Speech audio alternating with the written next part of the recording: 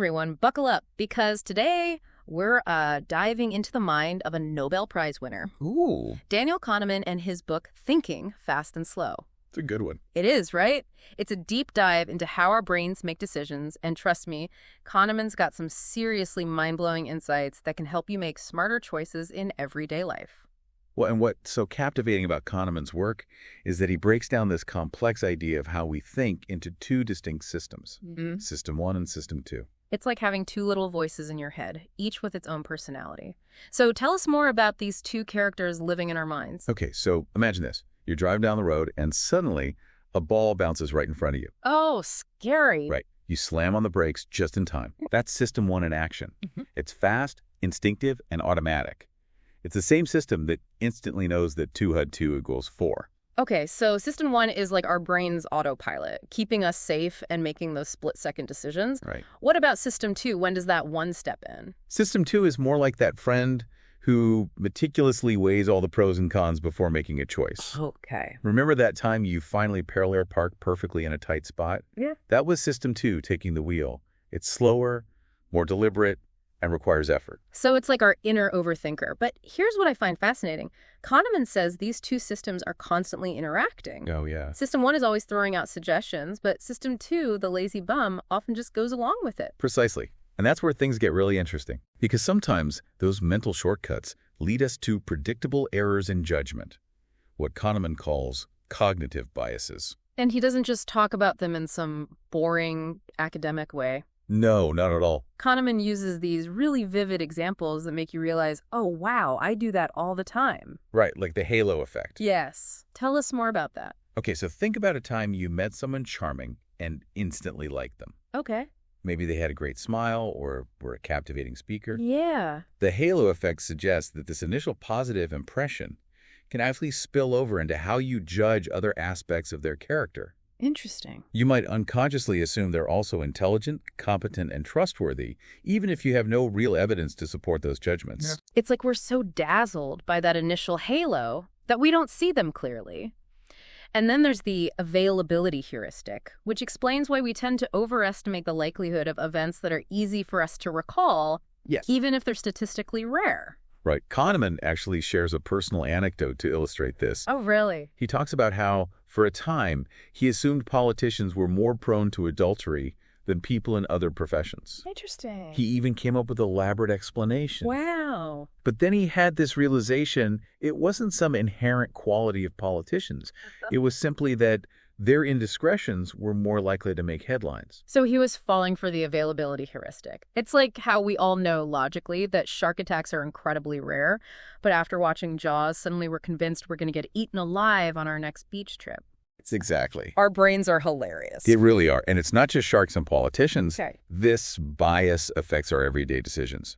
Have you ever found yourself worrying about a rare disease after reading a single article online, even though the chances of you actually having it are incredibly slim? All the time. It's like our brains latch onto those vivid stories and forget about the bigger picture. It's true.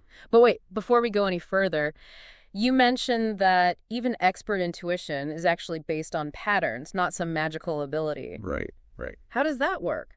Think of a chess master who seems to make brilliant moves effortlessly. Okay. They're not relying on some mystical power. Right. They've spent years studying the game, recognizing patterns, and developing a deep understanding of how each move changes the board. So it's like they have this massive mental database of chess scenarios, and they're instantly recognizing the current game state. Exactly. And here's the cool part. We all have these impressive intuitions in our own areas of expertise, whether it's cooking, playing a musical instrument, or even just navigating our daily commute. Okay, that makes sense. So we've got these two systems, System 1 and System 2, working behind the scenes of our thoughts. Right. And System 1 loves a good shortcut, even if it leads to biases. But tell me more about this lazy controller System 2. Does it ever get tired? Absolutely. Kahneman's research showed that mental effort draws from a limited budget. He calls this ego depletion. And they actually measured this in a lab with pupil dilation. They did. They could literally see when people gave up on hard thinking just by watching their pupils change. That's wild. It's fascinating. So what you're saying is my brain is like a muscle that can get mentally fatigued. Precisely. Think about it like this. After a long day of work, your brain is like a muscle that's been working out. It's tired. Yeah. That's why you're more likely to reach for that bag of chips or make impulsive decisions when your willpower is depleted. Right. Your system, too, is basically clocked out for the day. That explains so much. No wonder I crave junk food after a stressful day at work. Yeah. Okay, so we've got these two systems, System 1, the impulsive one, and System 2, the lazy but thoughtful one. Right. But it gets even weirder because apparently our minds can also be subtly influenced without us even realizing it through something called priming. Yes. Tell me more about this priming thing. Imagine this. You're shown the word eat for a split second. Then you're asked to complete the word fragment, S-O-P. You're statistically more likely to complete it as S-E-P than SOAP, simply because you were exposed to the word eat beforehand. Wait, so you're telling me that just seeing a word like eat can actually influence my behavior without me even realizing it? It can. That's kind of freaky, but also incredibly cool. That's the power of priming. Our brains are constantly making these unconscious connections, and those connections can influence our thoughts, feelings, and actions in subtle ways. And speaking of jumping to conclusions, Kahneman has this brilliant acronym for it. He does. WYSEAD. What you see is all there is. It perfectly sums up how our minds crave coherence, even if we have limited information. Right. One of the best illustrations of WYSEAD is the famous Linda problem. Imagine you were given a description of a woman named Linda, who is very intelligent, outspoken, and passionate about social justice. Okay. Then you're asked which is more probable. 1, Linda is a bank teller, or 2, Linda is a bank teller and active in the feminist movement. I'll admit it's tempting to say option 2 seems more likely. Right. Linda sounds like a feminist, but that's where the logic trap lies, right? Exactly. Logically, the probability of Linda being both a bank teller and a feminist has to be lower than the probability of her just being a bank teller. Right. It's a matter of basic probability theory. Yeah. But our brains get so caught up in creating a compelling narrative that we often miss the statistical reality. We crave a good story. And that's precisely how WYSIAD can lead us astray. We see a few pieces of information and our minds rush to fill in the blanks, creating a coherent story, even if it means ignoring statistical probabilities or alternative explanations. So our brains are practically hardwired to see patterns and create stories, even if it means bending the truth a little. It's both fascinating and a bit humbling to realize how easily we can be tricked. It certainly highlights the importance of slowing down our thinking and questioning our assumptions. And speaking of assumptions, let's talk about another common bias that trips us up. Regression to the mean. Have you ever noticed how after an athlete has a particularly amazing performance, Yeah. they're often slightly worse in the next game? You mean like they're not breaking records every single time? Exactly. Or how about a student who aces a test and then doesn't do quite as well in the next one? We might assume their performance is slipping, but often it's simply a case of regression to the mean. Extreme performance, whether good or bad, tends to be followed by a more average performance simply due to random fluctuations. So it's not always about some profound reason or a change in effort. Sometimes it's just statistics evening things out. Precisely. And this has huge implications for how we interpret success and failure. For instance, imagine you're a manager and you give an employee praise for their exceptional work this week. Next week, their performance dips slightly. Regression to the mean suggests that this might be completely normal, a natural fluctuation, rather than a sign that your praise went to their head. That's a really helpful way to look at it. We might be tempted to overanalyze those dips in performance, but sometimes it's just the statistical odds playing out. Exactly. Understanding regression to the mean can help us avoid overreacting to fluctuations in performance, both in ourselves and in others. It encourages us to look at the bigger picture and consider all the factors that might be at play. So we don't have to be slaves to our biases. Kahneman actually gives us some practical tools to help us make better decisions. Tell me more about these tools. One powerful technique is called the outside view. Imagine you're planning a home renovation project.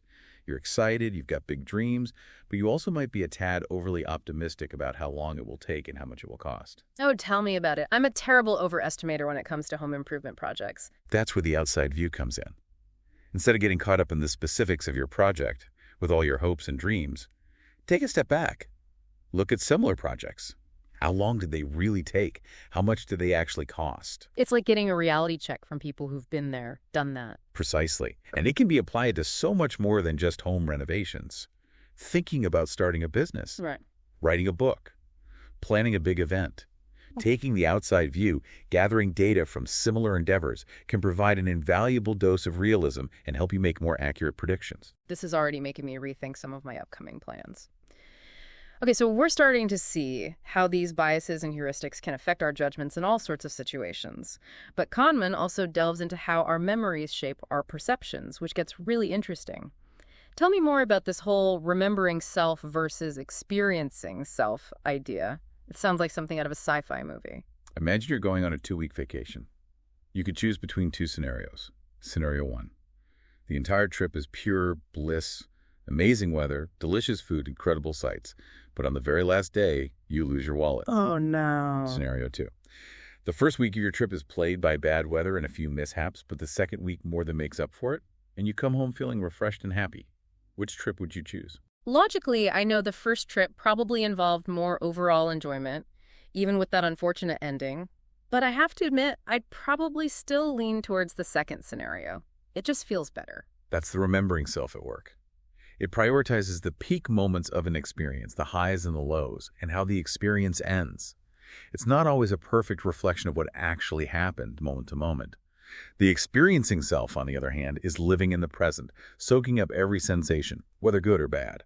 So it's like we're constantly editing the movie of our lives, focusing on certain scenes and memories while others fade to the background. And the ending, well, that seems to carry a lot of weight.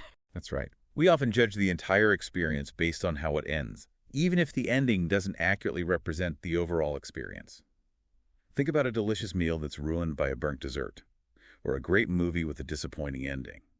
Our memories tend to focus on those final moments, even if the majority of the experience was positive. It's like our brains are wired for drama. So how do we make sure we're not letting our remembering self completely hijack our decision-making?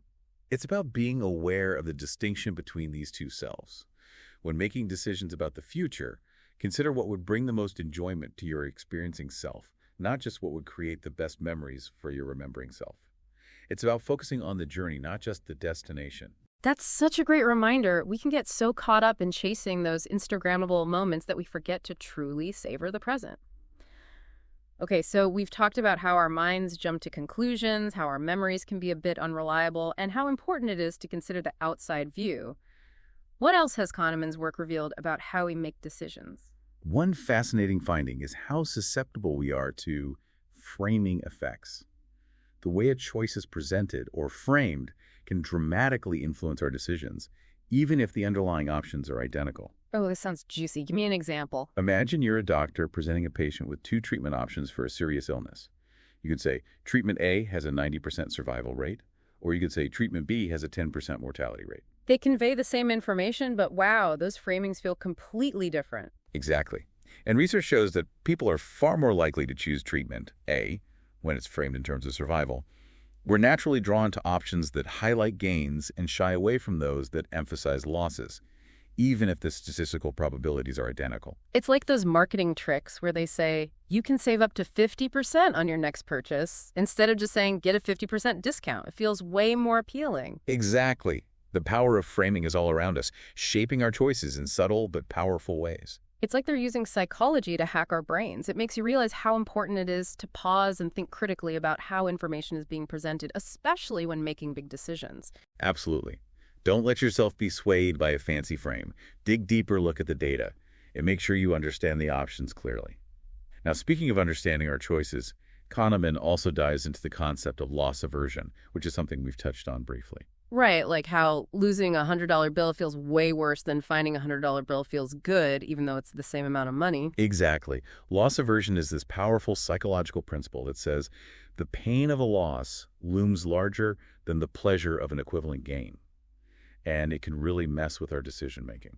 So if we're not careful, loss aversion can make us overly cautious or even prevent us from taking risks that might actually be beneficial. Precisely. We might cling to a losing investment because we can't stomach the thought of selling at a loss, even if it makes financial sense to cut our losses. Or we might stay stuck in a dead-end job because we're afraid of the uncertainty that comes with making a change, even if a new opportunity could lead to greater fulfillment. It's like that saying, better the devil you know than the devil you don't. We're so hardwired to avoid pain that we sometimes miss out on potential gains. It's a classic case of our emotions hijacking our rational thinking. But by understanding loss aversion, we can start to recognize when it's influencing our choices and make more objective decisions. Okay, so framing effects and loss aversion, two more tools for our mental toolbox. What else can we learn from Kahneman about how we handle risk and uncertainty, especially when it comes to those rare but memorable events? Remember the availability heuristic we talked about earlier? Well, it turns out we don't just overestimate the likelihood of those vivid, easily recalled events. We also tend to overestimate the impact of those rare events on our lives. So it's not just that we think shark attacks are more common than they are. We also blow them out of proportion in our minds. Exactly. And this can lead to irrational fears and anxieties that hold us back from living our lives to the fullest. We might avoid flying altogether because of a fear of plane crashes, even though driving is statistically much more dangerous. Or we might refuse to travel to certain countries because of a heightened perception of risk, even if those fears are based on outdated information or media hype. It's like our emotions are writing checks that our rational minds can't cash. But how do we overcome this tendency to overestimate the impact of rare events? It's about putting things into perspective. Look at the statistics. Gather accurate information and challenge those irrational fears with logic and reason. Remind yourself that the world is statistically speaking a much safer place than it often feels. Okay, I'm feeling calmer already. So, as we wrap up our deep dive into the world of Daniel Kahneman, what are some of the key takeaways our listeners can use to navigate their own decision-making? Kahneman's work is a powerful reminder that our minds are amazing, complex, and sometimes downright irrational. But by understanding the biases and heuristics that shape our thinking, we can become more aware of our mental blind spots and make more conscious, deliberate choices. It's about recognizing that we all have these two systems at play. System 1, the intuitive thinker, and System 2, the lazy but logical one. And sometimes we need to give our System 2 a nudge, engage that critical thinking, and question those gut reactions. Exactly. It's also about recognizing how framing effects can subtly influence our choices and how loss aversion might be holding us back from taking calculated risks. And when it comes to rare but memorable events, remember to keep those fears in check by focusing on facts and logic rather than getting swept away by emotion. It's like Kahneman is giving us this incredible toolkit for understanding not just how our minds work, but how to make them work better. He even reminds us that true expertise isn't about having all the answers. It's about recognizing the limits of our knowledge and being open to new information. It's about embracing uncertainty, questioning our assumptions, and being open to the possibility that we might be wrong. It's a humbling but ultimately empowering message. So to our listeners, I highly recommend picking up a copy of Thinking Fast and Slow and embarking on your own deep dive into the mind. It's been a pleasure chatting with you today. Likewise, it's such a fascinating topic. It really is. And to our listeners, we'll catch you next time on The Deep Dive.